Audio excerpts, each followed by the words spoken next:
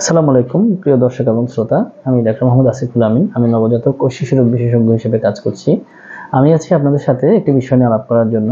আজকে আমরা যে বিষয় নিয়ে আলাপ করব সেই বিষয়টি হচ্ছে যে প্রায় আমাদের গার্জিয়ানরা অনেক প্রশ্ন করে থাকেন যে আমার ছোট বাচ্চা স্যার ডেইলি পায়খানা করে না এবং দেখা যায় যে কোনো রকমই পায়খানা করে না, তাকে ডোজ দিয়ে দিয়ে পায়খানা করাতে হয়।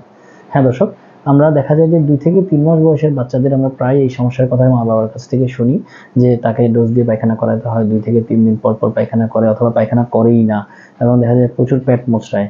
এই টাইমটাতে আসলে পায়খানা করার ধরনটাই এমন এবং দেখা যায় যে বাচ্চা 2-3 দিন পায়খানা না করে 3-4 দিন পায়খানা না করেও দেখা যায় খুব সুস্থভাবেই বেঁচে থাকে।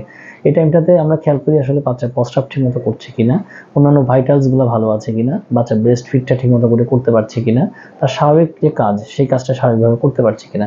এই টাইমটাতে দেখা যায় যে অনেক বাচ্চা 2 থেকে 3 দিন পরে পায়খানা করতে পারে এবং কারো কারো ক্ষেত্রে দেখা যায় সাপোজিটরি ব্যবহার করে পায়খানা করানো লাগতে পারে। সেই ক্ষেত্রে বাচ্চার যে 3 দিন পরে যে পায়খানাটা করে সেই পায়খানাটাও কিন্তু কোনো কষা পায়খানা না, স্বাভাবিক পায়খানাই করে থাকে। সেজন্য অরিড হওয়ার কোনো কারণ নেই এবং এটা নিয়ে দুশ্চিন্তাগ্রস্ত হওয়ার কোনো কারণ নেই। আজকে পর্যন্তই। ধন্যবাদ সবাইকে।